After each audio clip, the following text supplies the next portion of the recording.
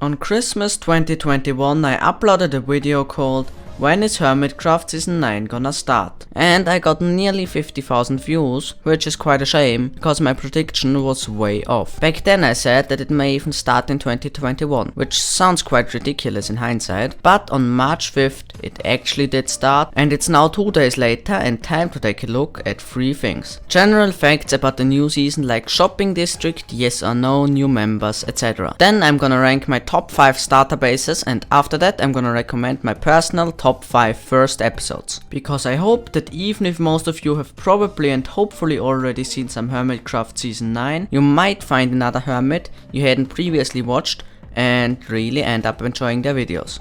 So at first, there's something new about the start of this season that's different than in any of the previous ones. You're gonna be informed at the start of nearly every Hermit's episode 1 that the Hermits didn't know the seed they would be playing on. I first made the mistake to assume that this meant they had a completely random seed, but their seed was actually chosen for them by someone else, and the only Hermit who knew it was Exuma because he is the server administrator. Then the first death of the season was Iskal, who was killed by false symmetry in a fight between the two and Stress. Or at least you may think that, but if you watched Scar's episode you may know that the first death was him dying by fall damage, which honestly is quite expectable. Their plan for the start is to have all of their starter bases in a little starter village, and it is confirmed that there's gonna be a central shopping district again, although we don't know where it is gonna be.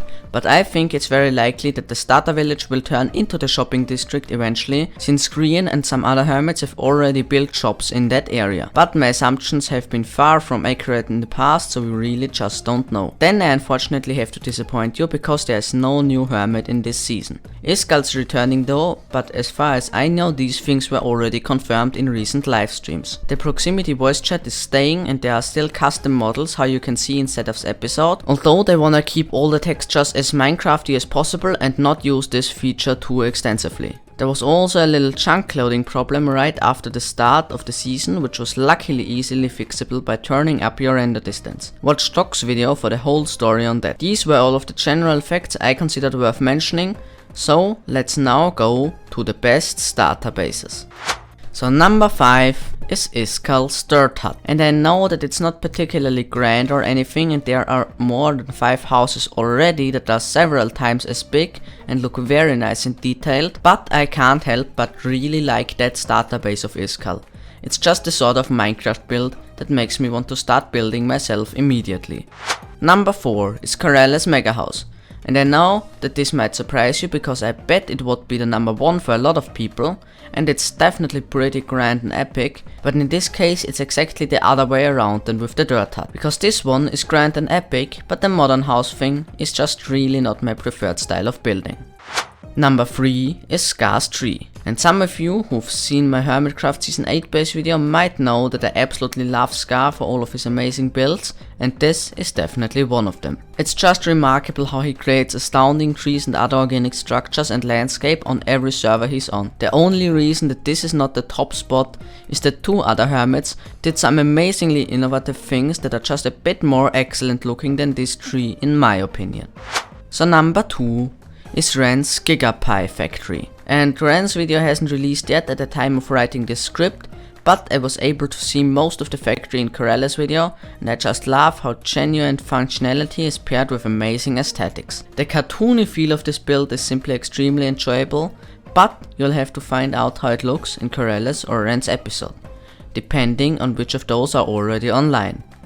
And now to the incredible number 1, Tango's Haunted Mansion. And I have to admit he does have a little bit of a head start since his second episode is already online, but regardless of that he just really knocked it out of the park with this build, with all its different shapes, and I'm really running out of adjectives to describe how something is good. But let's just say it's bonkers. So now at the end to the top 5 Hermitcraft Season 9 first episodes. And I just wanna clarify that this is just about what I can remember, because all of the first episodes together are a lot of video material, so there's not gonna be a lot of explanation here. These are simply the 5 episodes I remember enjoying most. So let's finally get started. On 5th place is Doc M. This was one of the longest ones, but the amount of progress in it is just crazy, and besides the typical good armor there are a few nice things. But I'd say you just watch it. and definitely watch it till the end. On 4th place there's Wells Night. His episode got released quite late and there's honestly nothing particularly special in it, but I just really enjoyed watching it for some reason, so you should check it out as well. And now in the top 3 there's once again Good Times with Scar. I'm definitely biased on this one because how I've already told you, I really like Scar and his builds, but I mean he's top 3 on both best starter bases and best first video, so I'd say it's fair to conclude that you should just really check out his episode. And number 2 is Corrales and Moon. It's quite like with Wells Night, I just really enjoyed the video and she also built a very interesting base. Even though that one didn't quite manage to get into my top 5, I might sound like a broken record here, but just watch her episode if you haven't already. And on that note, you could also like it. And now, for the grand finale, the man itself, Iskallman. Okay, to be fair, there's not really a Iskallman in the episode, but there will be one in the future, and to come back to what I actually wanted to discuss, Iskall's video is just great. I love the way in which he makes his episodes, and this one lacks none of the things a typical Iskall episode needs. I'm just extremely glad that he's back with exciting new things, and he might also be the one who explained the most about his future plans, which I really like. And now, without further ado, you are gonna watch the Hermitcraft 9 episodes you haven't already watched, and I am out.